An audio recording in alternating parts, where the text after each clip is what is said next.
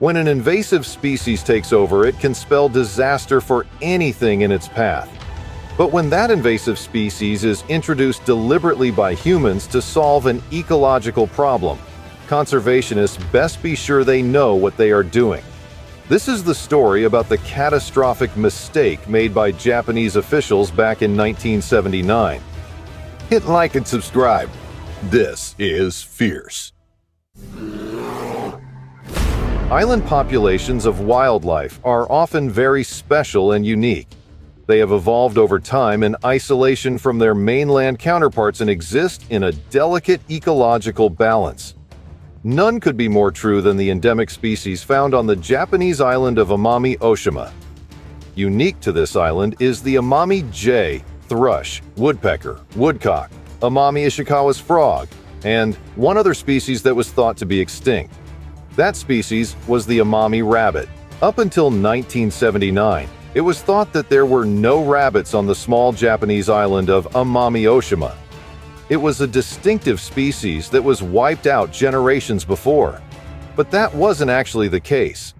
When somebody caught a glimpse of a dark-colored rabbit with thick, woolly fur, small ears, and beady eyes, they had stumbled upon this lost species. The Amami rabbit was alive. Its species was still in existence in the forests of the island.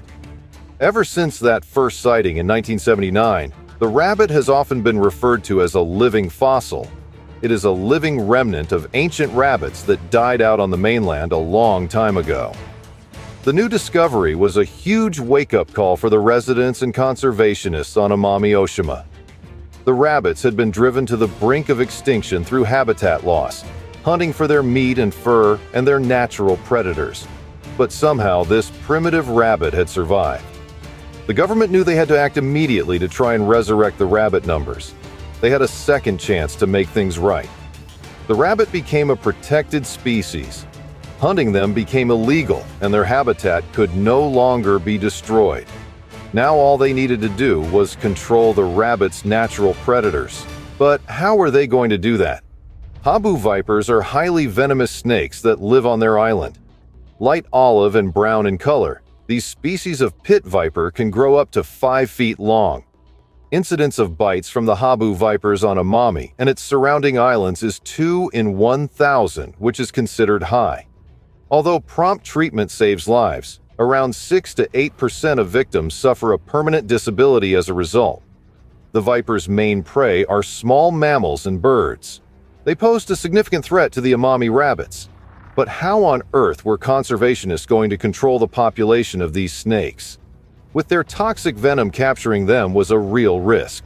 Instead, the conservationists came up with a brilliant idea, or so they thought. The neighboring island of Okinawa had introduced mongooses caught from the Ganges Delta in 1910. They had used these animals to reduce the venomous snake populations that posed a threat to people on the island. Mongooses are incredible animals.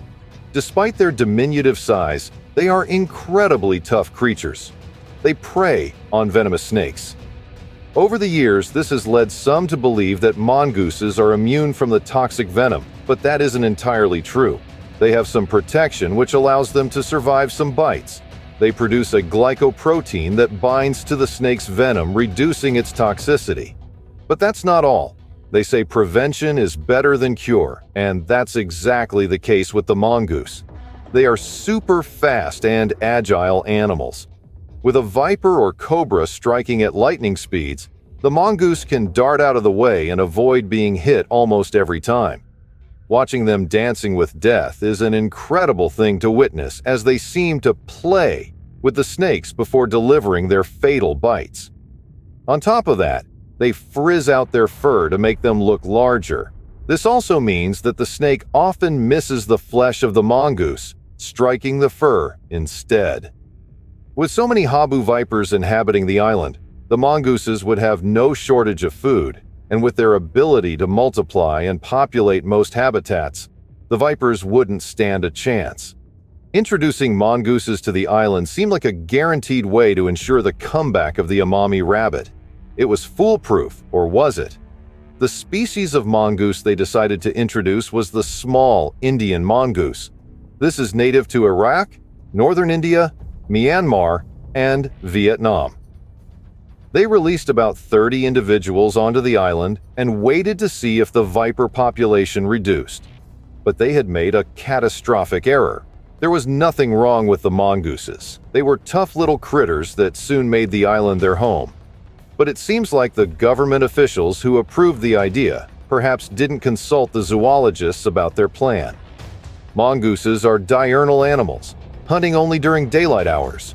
The dreaded habu viper was a nocturnal animal, hunting the rabbits at night.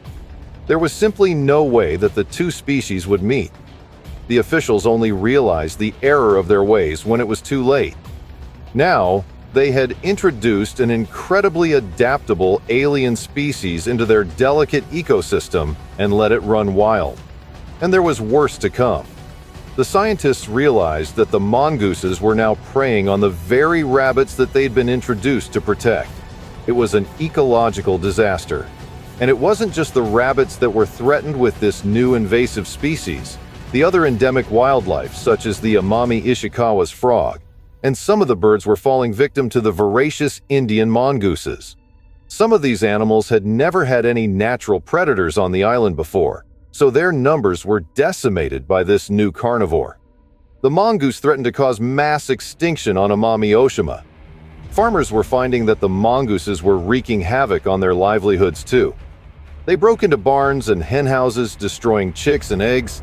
They ravaged crops such as banana, mango, and citrus fruits. The mongooses were popping up everywhere. They were out of control and now covered the entire island. A survey in the year 2000 counted as many as 10,000 mongooses on Amami Oshima Island. These had grown from only 30 individuals in just 21 years. To rectify their monumental mistake, the Japanese government now began an eradication program to get rid of the mongooses. With the arrival of the new millennium, there was now a new challenge for those on the island, which in 2021 was declared a UNESCO World Heritage Site. But how would they get rid of this new threat? They weren't about to introduce another predator to take care of the mongooses. Instead, they decided to trap them and destroy them. This was no easy feat. With 10,000 individuals to hunt down, it was going to be a mammoth task. But it was the only hope for the island's indigenous species. They set 30,000 traps all over the island to capture the mongooses. It began to work. Every single day the traps were checked, any mongooses were destroyed, and the traps were set again. It was a repetitive and seemingly endless process. Often non-target species such as rats were killed, including the endangered Ryukyu long-tailed giant rat. They made mistakes along the way, but they persisted with their program. It was the only way forward. To help with the elimination, the government called on locals to get involved. As an incentive, they offered trappers 2,200 Japanese yen, today worth about $14 per mongoose captured. As desperation grew and to encourage more trappers, the bounty raised to 4,000 yen in 2002 and 5,000 yen in 2003, about $30. It looked like this was working. Between the year 2000 and 2004, 14,558 mongooses were caught. The following year, in 2005, the Invasive Alien Species Act was enforced, and the Amami Mongoose Busters were launched. This was a task force of around a dozen individuals employed to tackle the mongoose problem. They stopped at nothing to capture the mongooses. It was their daily job. By 2013, this task force had grown to around 50 individuals and a number of sniffer dogs. Over 20 years, 32,357 mongooses were captured and removed from the island. The last recorded mongoose captured was in 2018.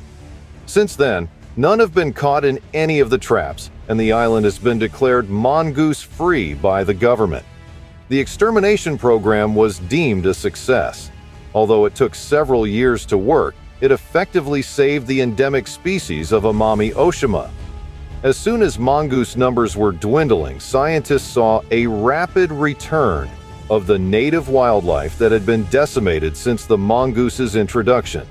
These species that made a miraculous comeback included the Amami spiny rat, black rat, Ryukyu long-haired rat, Amami tip-nosed frog, Otten frog, Amami Ishikawa frog, and of course the Amami rabbit.